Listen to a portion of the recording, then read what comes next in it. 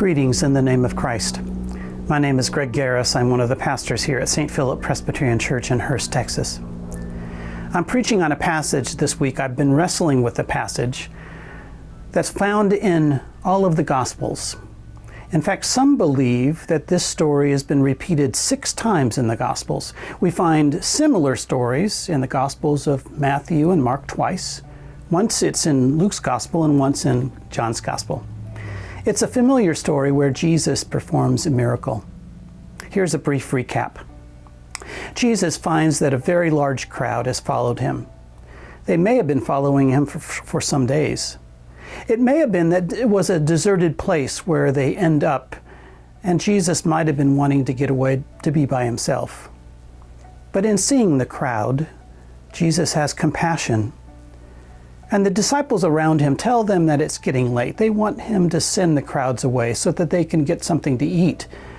It's close to dinner time. But Jesus, in 3 stories, tells the disciples, "You give them something to eat." Well, the disciples protest. And then they do a quick inventory of how much they have. Some stories say the disciples come up with 5 loaves of bread and a few fish. A couple of versions of this story say that they came up with 7 loaves and a couple of fish. In one story, it's a little boy whose mother must have packed a big lunch for him. He decides to share his food. But the disciples question, how can this little food feed so many? Jesus gets the disciples to sit down in groups. And in every story that we find in the Gospels, Jesus takes the bread, he lifts his eyes to heaven, he breaks the bread, he says a prayer, and has his disciples give out the loaves. And then only half the crowd got something to eat. And some were left hungry, and others grumbled because their neighbor had more than they did. Oh, wait, that's not right. No. In all of the stories, whether it was 5,000 or 4,000, not counting women and children, all of them were fed. Everyone was filled, or as John's Gospel puts it, they were satisfied. In this story, we find that it's just a little that turns out to be a lot.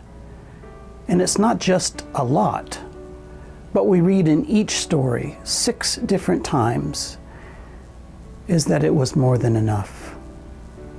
I've been reflecting this week about scarcity and abundance, and how a scarcity view or perception may be a predominant theme in our lives and may even overwhelm us.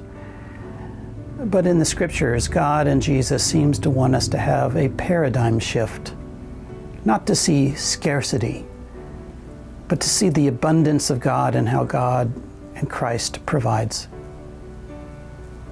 Come and worship with us on this Sunday. See how this passage has pinned me down. We worship at 8:30 and 11. Hope to see you Sunday. Blessings and peace.